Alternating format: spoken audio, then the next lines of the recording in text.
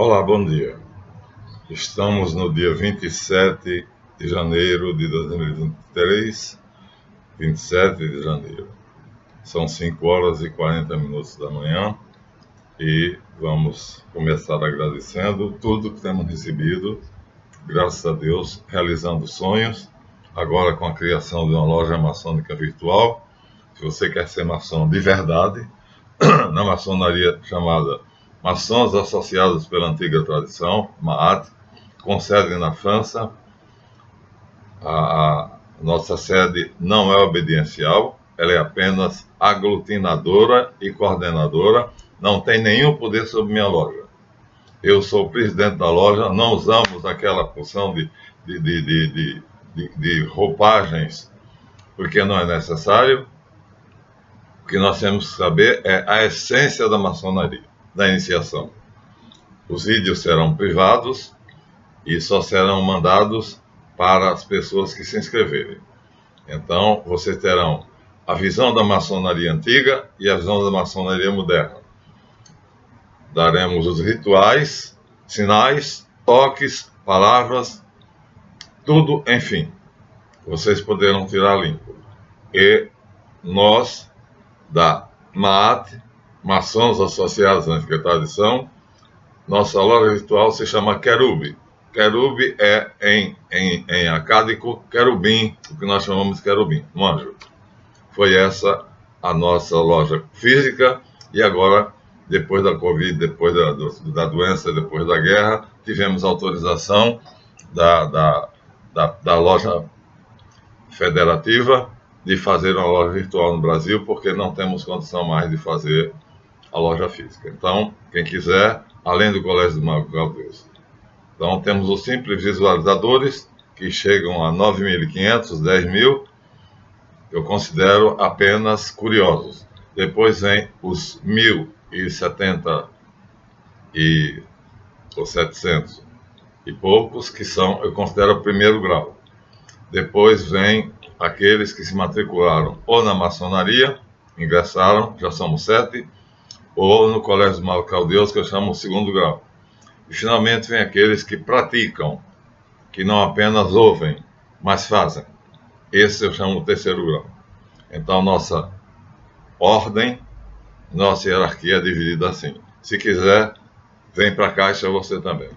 Bem, os agradecimentos, então, estão aqui feitos, inclusive aos meus 8 caribus, um dos quais eu vi as asas nascerem, vi, dando aula para ele, Dr. Euler Medeiros de Carvalho, vi as asas dele nascerem. Eu sou vidente. E então percebi que ele tinha atingido o máximo, porque cara de homem, corpo de leão, patas de boi e asas de águia. Eu vi o meu caribu, um dos últimos, depois de 35 anos, nasceram as asas de águia. Transformou-se de fato num sábio. Estou dizendo isso a ele porque sei que ele não vai se incomodar, embora ele seja extremamente modesto. Vamos então começar? A coisa mais imprópria que existe é usar o termo reforma luterana. Já dissemos a vocês. Primeiro de que tudo, porque a maçonaria, empurrada pela Carral judaica, foi quem fez a reforma. Então nós temos aqui, foi assim que encerrei outro vídeo, que bruscamente, peço desculpa, toquei no mouse, deixei o cursor em cima do ícone que liga e desliga a câmera, ela desligou bruscamente. Mas o vídeo foi aproveitado.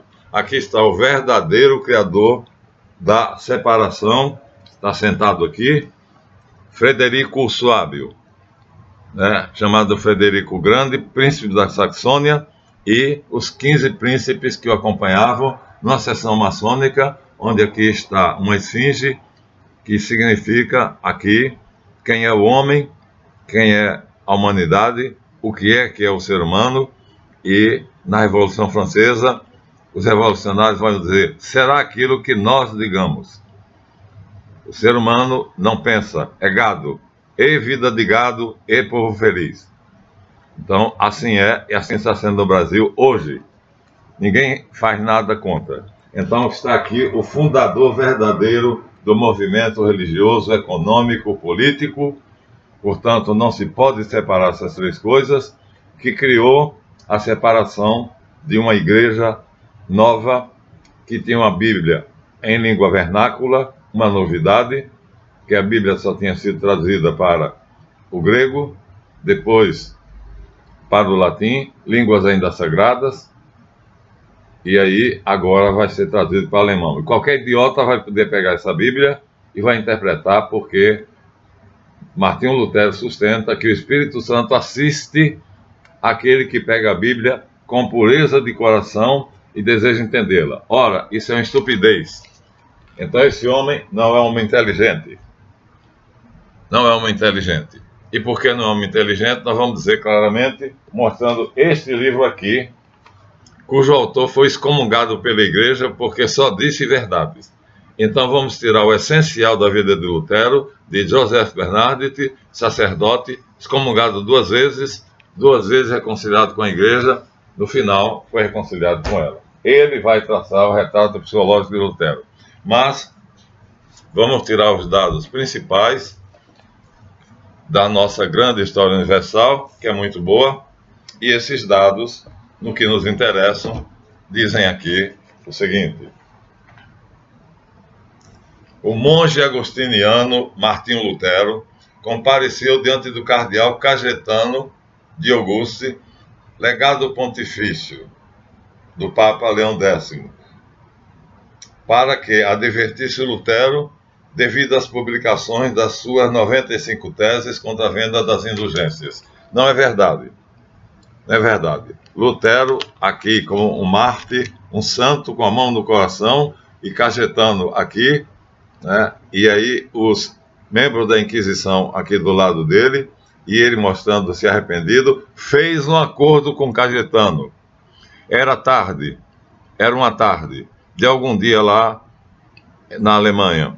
E eles formaram um acordo, está aqui o papel, e Lutero prometeu ao Cajetano que se aceitaria o seguinte termo, nessa reunião. Veja bem, tudo para ser resolvido. Das 95 teses, Roma se comprometia a fazer 40, efetuar 40, imediatamente, no dia seguinte. E 55 ficariam progressivamente sendo realizadas. Lutero aceitou, minha gente. Estava pacificada a igreja, quando de repente um homem o raptou. Esse homem é aquela besta que eu mostrei para vocês aqui, que tinha todo o interesse de ser rico e de comandar a Alemanha. Por quê? 1/3 do território alemão pertencia à igreja. 1/3. Não é pouca coisa. Não sei se vou encontrar agora. Estava marcado, não está mais. Então, ele ficou com essas terras e dividiu com os príncipes. Além do mais, havia os tributos. Tributos eram pesados, eram rios de dinheiro, rios e mais rios de dinheiro, que iam para a igreja. Então, o que é que ele faz? Quando o grande eleitor da Saxônia dá o brado de independência, ele apenas usa Lutero. Então, não se pode apropriadamente falar em reforma luterana. É inadequado. A reforma foi feita por várias forças e o que nós vamos mostrar aqui será uma prova mais do que contundente dessa realidade. Não encontrei mais. Desmarquei e não encontrei mais. Mas já cansei de mostrar o quadro. Então, o importante é isso. A Carral hebraica empurra a sua ala maçônica na Alemanha e ela consegue fazer aquilo que deve ser feito. Dividir para enfraquecer. Dividir para conquistar. Então aqui nós vimos, minha gente, olha. Quem foi Martinho Lutero? Foi um jovem camponês que, numa manhã chuvosa, estando passeando por um campo com um amigo, chovendo terrivelmente, o lugar cheio de árvores, um raio atingiu o colega dele, fulminando-o. Ele ficou tremendo de medo e jurou que dedicaria a vida a Deus inteiramente. Isto não é uma vocação religiosa. Não é? Vocês acham que um ato de medo, de terror, por ver o colega ser fulminado por um raio, e pedir a Deus que deixe ele chegar em casa vivo, isso vai fazer um bom religioso? Não, não vai. Então, é isso que vai fazer com que este homem, aqui está a cara dele, sempre gordinho, porque ele encheu-se, tornou-se glutão e beberrão no castelo exatamente de Frederico Suábio. Então, por que não houve a conciliação? Não houve a conciliação porque o cardeal Cajetano fez o acordo com Lutero. Estava tudo resolvido. O legado pontifício fez o acordo. A Alemanha continuava, portanto, com um terço pertencendo ao Papa, os impostos, as taxas sendo pagas, rios e rios de dinheiro, e as indulgências seriam pregadas por Lutero. Ele era vaidoso e queria pregar as indulgências. Ele não era contra as indulgências. Ele queria pregar as indulgências. Porém, um cardeal, como eu já disse, que era primo de Tatzel, um outro pregador, fez com que o Papa nomeasse. Então, minha gente, é uma confusão, uma farofa dos diabos. Mas vamos agora utilizarmos-nos, né, de os fatos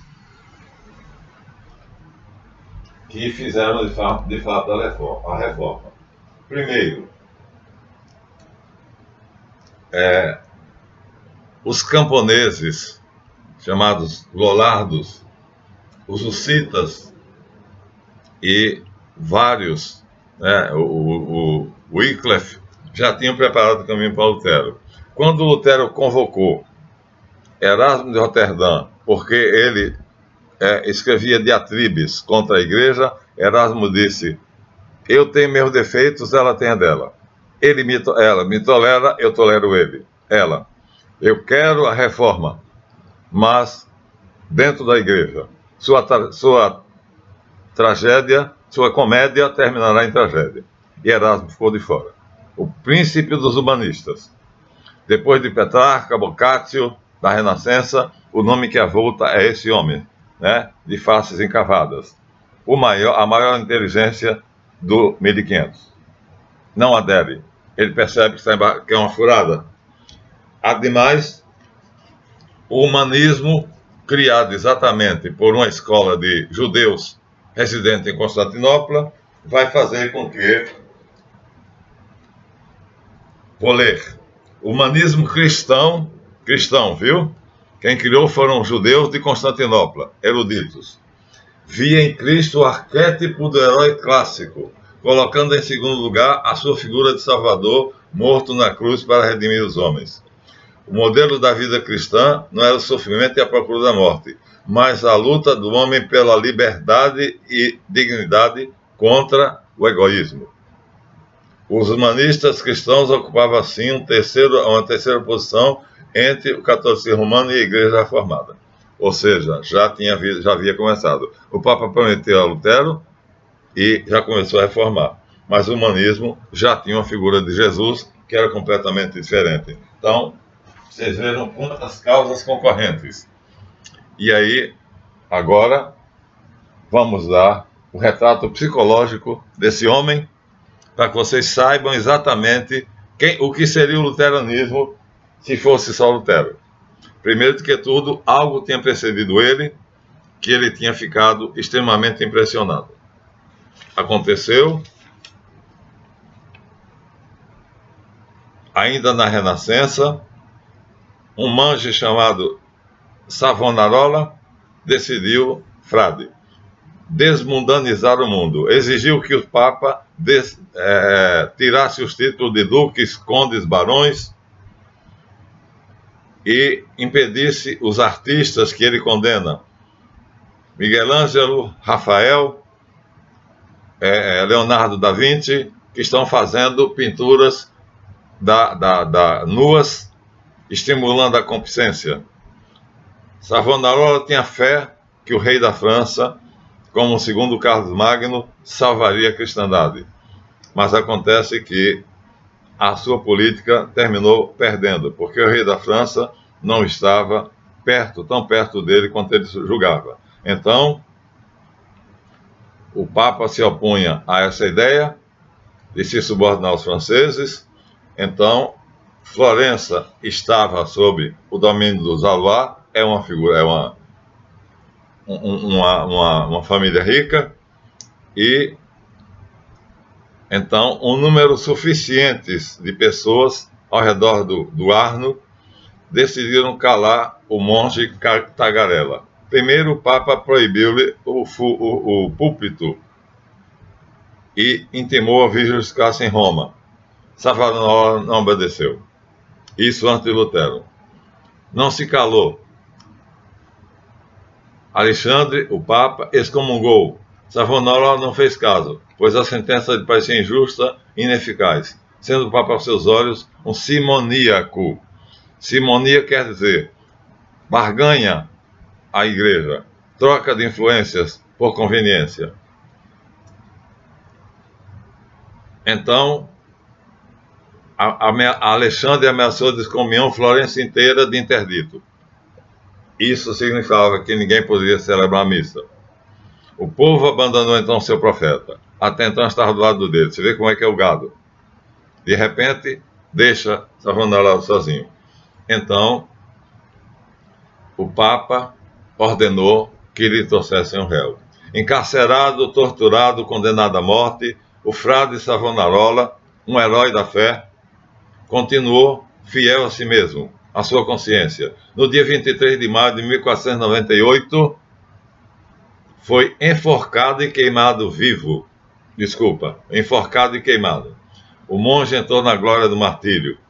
A lei matava o direito, a letra matava o espírito. O Papa criminoso venceram o santo. E a Itália então pode voltar aos braços de César Borgia. Quando Juliano della Rovere, como se fosse outro César, tomou o nome de Júlio II como Papa que mandou pintar a Capela Sistina. Foi o primeiro político a empregar sua força em favor da Itália livre de qualquer sujeição estrangeira.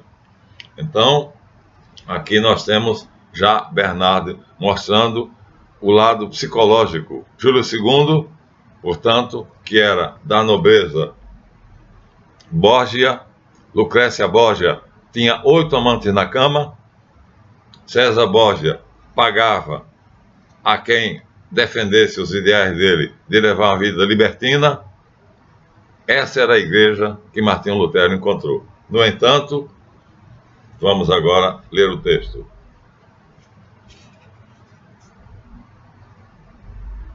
Vamos ler o texto? Vamos ler o texto. Então, o Vaticano crescia em altura e largura. Página 210.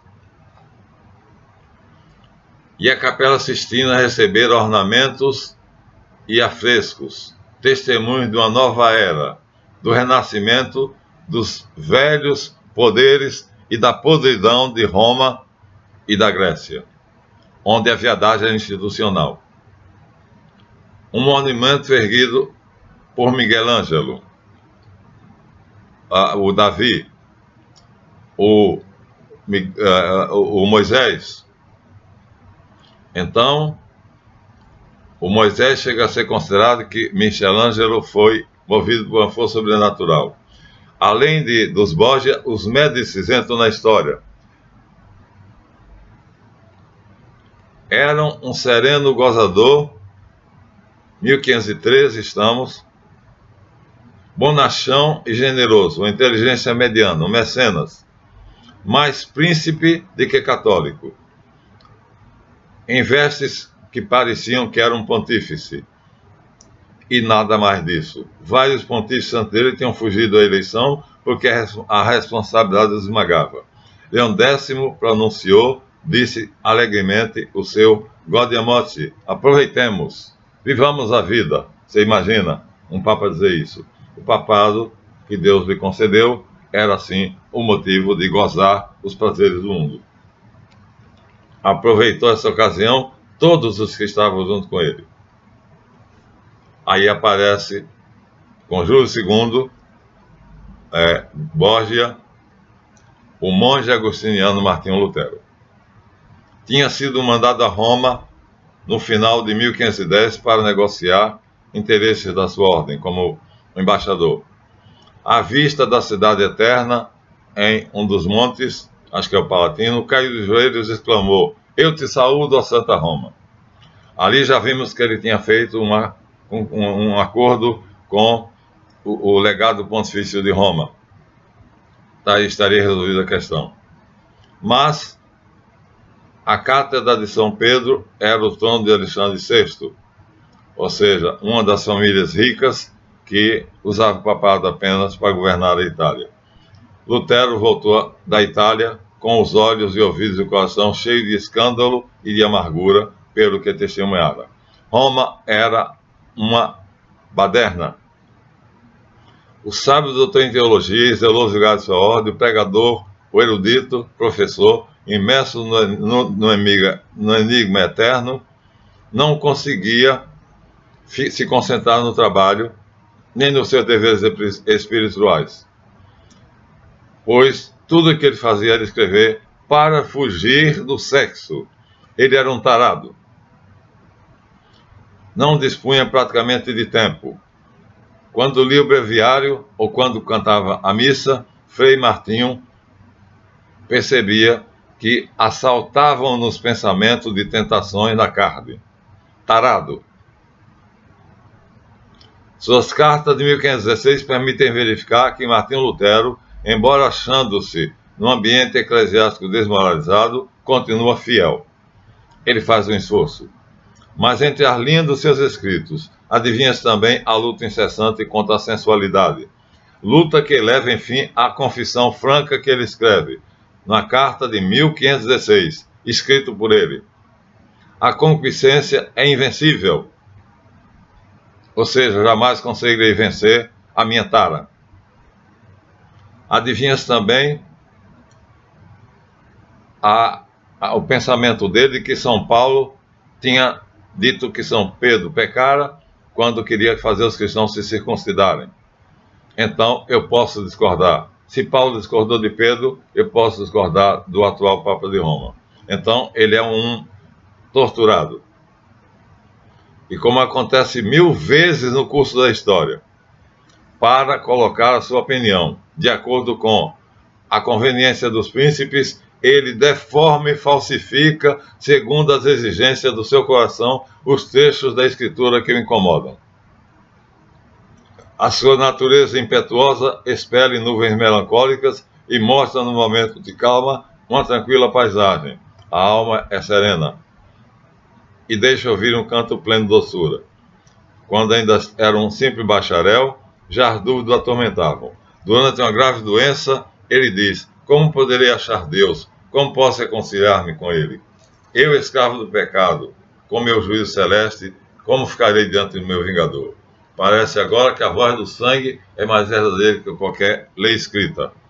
A letra da Bíblia não consegue fazer com que ele tenha mais fé. Ele vai deformar a Escritura. Vai interpretar pedacinhos da Escritura. Assim como os protestantes fazem hoje. Riscam pedacinhos e só citam aqueles pedacinhos. Tem de memória. O homem de vontade e de sentimento, a vontade que é a fé, o sentimento que é a luxúria, não admite nenhuma especulação em torno do velho Deus ou da crença do homem simples. Raciocina mais de baixo para o alto que de alto para baixo. Ou seja, mais da carne para Deus do que de Deus para a carne. Segundo as necessidades do coração. Despreza e insulta a religião. Entrega-se com confiança a si mesmo, à voz do seu espírito que ele acha que está sendo protegido. Por quê? Porque ele tem uma intenção de reformar a igreja. Nada pode libertá-lo da sua dúvida. Confia na misericórdia divina. A certeza de que tudo que é natural no homem, pois foi Deus que fez, inclusive o pecado, os prazeres maus, que o tornam tão desprezível aos olhos da própria razão, tudo foi criado pelo próprio Deus. Portanto, tudo é santo. Lutero está tão fortemente ligado a Deus pelo seu coração, quanto o seu corpo está aos grilhões da concupiscência e da luxúria. Esse é o retrato psicológico que Bernardi traça do homem que dizem que fez a reforma. Esse filho de camponeses imerso numa sensualidade indomável, prestou juramento inervogável de pobreza, obediência e castidade, sente-se impotente quando a luxúria, a vontade de comer a mulher, arde nele como uma chama invencível. Treme diante de Deus, de um Deus santo, que conhece suas más inclinações, que o julgará e punirá. Entre os livros nos quais buscou auxílio, encontrou os escritos de Ockham, que era contra o Papa, e de Staupitz, Teologia Germânica, que era gnóstico. Então agora ele sai do cristianismo e vai para a gnose dissidente. Está perdido. Alguns livros que lia ainda eram católicos, mas lia coisas que já não eram. Já começa a ler livros que eram condenados pela igreja. Vocês sabem que a gnose dissidente vem de Marcião, de Mestre Valentim e da Piste Sofia, que é uma merda, todos eles. Mas cumpre então confiar somente na minha luta vã contra o mal, na misericórdia de Deus, na graça de Jesus Cristo. Pois está escrito, o justo viverá pela fé. Lutero não lançava mais do que sombras nos seus escritos. Não tinha certeza do que queria fazer. Era o espírito de homem em desacordo consigo mesmo. Podia até achar prazer em destruir a igreja. Então, isso aqui é uma loucura. Seria um esquizofrênico. Perseguido pela sua própria agitação, Lutero revoltou-se primeiro quando um grande número de desordem de igrejas, depois contra a essência católica, da Igreja Católica toda. Seu rompimento com Roma não se operou de súbito. Não foi impensadamente que ele quebrou a antiga unidade. Os móveis morais para sua revolta podem ter sido os mais profundos, mais fortes. Não lhe faltaram ajuda intelectuais, mas principalmente dos príncipes. Nas suas conferências bíblicas entre 1506 e 1517, agita o povo, os teólogos, os estudantes das universidades com as suas dúvidas quanto ao direito divino do primado romano. O Papa, como disse Fóssil, tem um primado de honra, não de poder político. Ele seguia ali Ockham. Isso era a doutrina de Ockham, um escolástico. E aí, a igreja como um todo, e não a pessoa de apóstolo, é que tem o poder e o direito sobre as chaves. Se o Papa apostatar, perde esse direito. É verdade. Não era, portanto, isso uma ideia revolucionária. Até mesmo Tomás de Aquino tinha feito essa afirmação. Isto vai a uma crítica ao sucessor de Pedro, que leva Lutero a admitir que o papado e a hierarquia são obra puramente humana, até porque o humanismo torna Cristo meramente humano. Um herói, um mártir, como Savonarola. Deixa de ser até Cristo. E até suas ideias se opõem ao espírito do Evangelho. Está totalmente perdido. Roma, no estado em que se acha, então, contribuía para induzir o monge hesitante a trazer algumas consequências das suas dúvidas. Todos os caminhos o levarão, então, para longe de Roma. Havia 10 anos que trabalhava-se na nova Basílica de São Pedro. Luxo, dinheiro.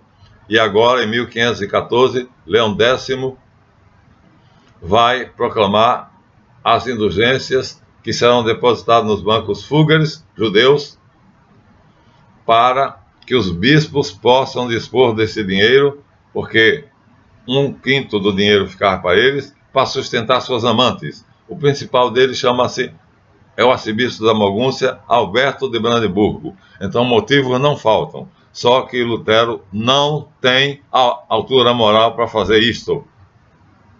Não faltam motivos. A igreja precisou de uma grande reforma.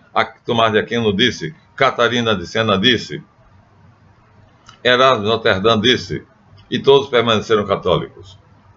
Então, o monge Agostinho, então, faz aquilo que é a brecha na igreja. Põe as suas proposições pregadas na Catedral de Wittenberg, onde ele protesta leal e energicamente contra a função da igreja junto às almas e em nome do Evangelho, explorando os pobres e ficando do lado dos ricos, gozando do luxo dos Borgia, dos Rosa, dos Médicis, como Júlio II, que mandou construir a Capela Sistina e achou lindíssimo. Jesus Cristo está ali com 32 anos e Madalena com 17. A Alemanha, a princípio, não percebe ainda que Lutero vai dividir a cristandade. O próprio Lutero não compreende o que está sucedendo. Esquizofrenia, minha gente. Em 15 dias, no entanto, toda a Alemanha conhecia as teses de Lutero, porque Gutenberg tinha inventado a imprensa. Ele escrevia uma coisa e os príncipes divulgavam, imprimiam e divulgavam. Ele já estava morando no palácio do grande eleitor da Saxônia. Foi raptado. Pensaram que Roma tinha matado ele. Muito bem. Os príncipes levaram-no porque dos outros lados do rio do Alpes, o ouro alemão ficaria assim fora das mãos do Papa. O ouro. Vejam vocês, não dá para separar religião, política, sociologia, economia, não dá.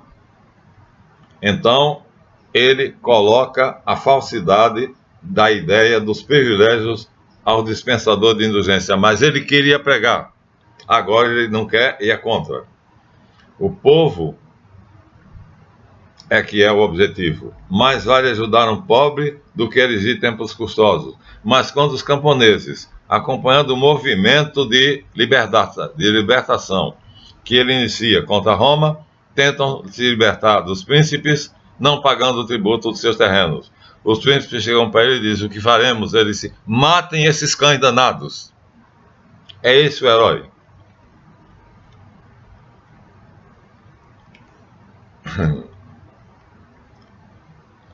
De qualquer maneira, a igreja continua existindo. E isso alivia o coração de Lutero, porque ele não quer destruir, ele quer destruir a estrutura hierárquica, mas não quer destruir a igreja cristã. Tem escrúpulos e angústia. A luta com Roma começou. Crescia a semente da discórdia, dia a dia, ano a ano, o semeador via aumentar sua colheita, que ele não tinha desejado.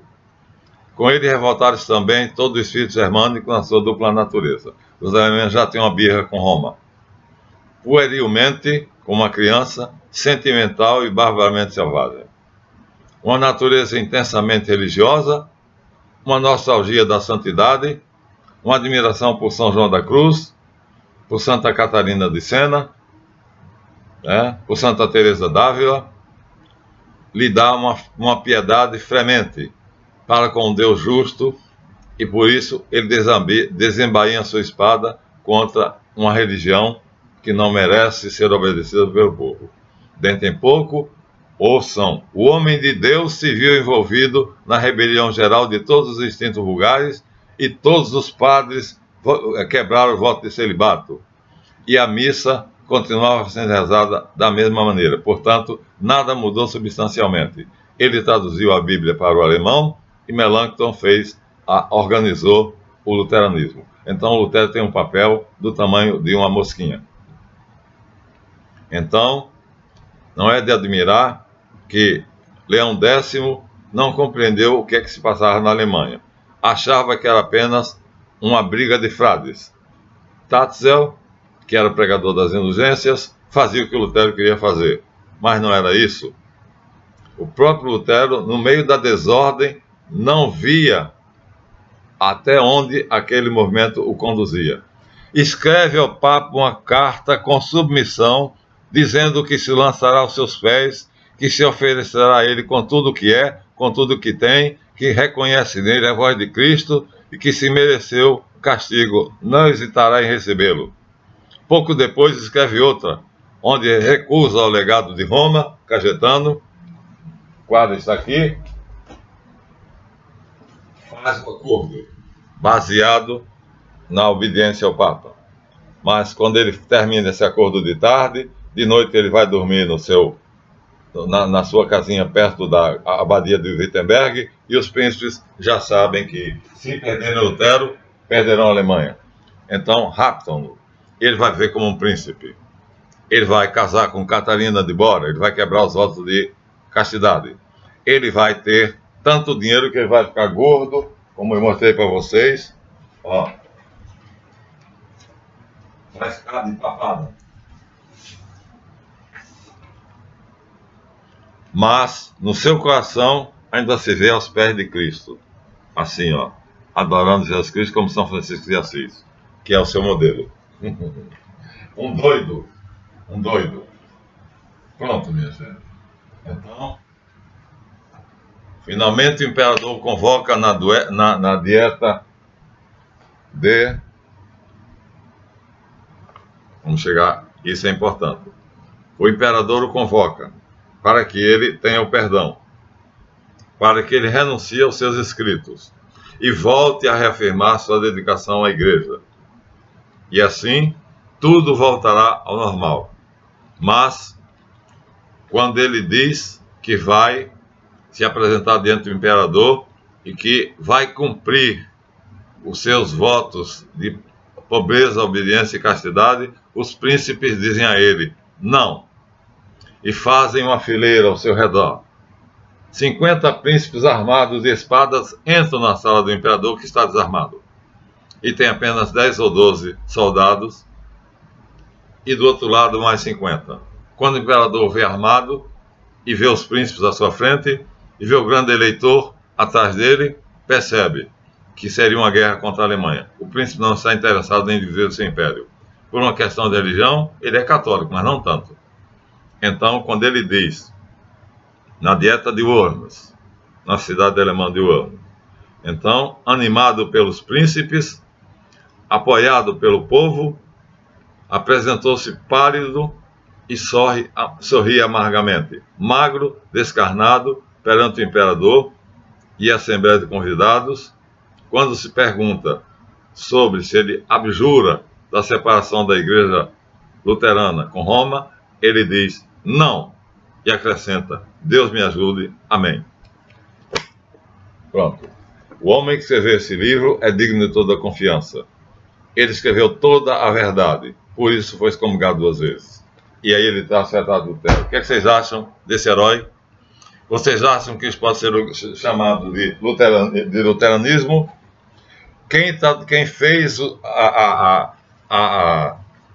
todas as regras de como funcionaria o luteranismo chamou-se Melancthon. Era um jovem gênio de 17 anos. Lutero traduziu a Bíblia, sim. Então ele tinha um conhecimento profundo de teologia e tinha um conhecimento profundo de alemão e de grego e hebraico.